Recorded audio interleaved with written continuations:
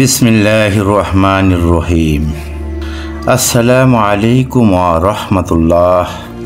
প্রিয় ভিউয়ার্স, একটি চিরন্তন সত্য কথা আছে, শক্তি মরে ভীতির কবলে।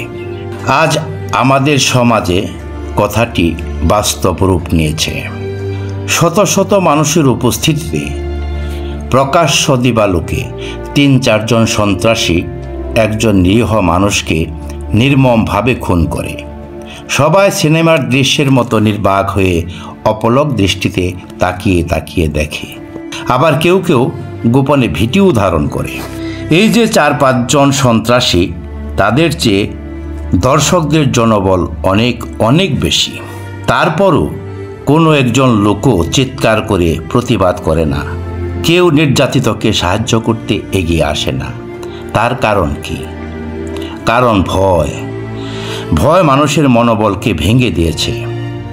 সবারই ভাবনা, এগিয়ে গেলে, প্রতিবাদ করলে আমি বিপদে পড়ব, আমি আক্রান্ত হব। তাই দেশ থেকে ধর্ষণ, খুন, সন্ত্রাসী, চাঁদাবাজি সহ সকল অন্যায় অপকর্ম দূর করতে হলে অন্যায়কারীদের মনোবল ভেঙে দিতে হবে, তাদের অন্তরে ভয় সৃষ্টি করতে হবে। সকলের প্রশ্ন, তা কিভাবে সম্ভব? হ্যাঁ, সম্ভব এইভাবে যে প্রচলিত আইনে অপরাধীকে লালন করা হয়। এই আইনে দেশে শান্তি শৃঙ্খলা প্রতিষ্ঠিত করতে পারে নাই, মানুষের নিরাপত্তা দিতে পারে নাই।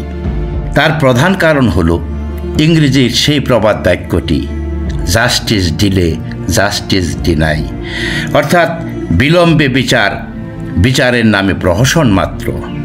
তাই ন্যায় বিচারের স্বার্থে অন্যায় জুলুম দ্রুত প্রতিরোধ করার জন্য বিচারের রায় অল্প সময়ে ঘোষণা এবং তা বাস্তবায়ন করতে হবে।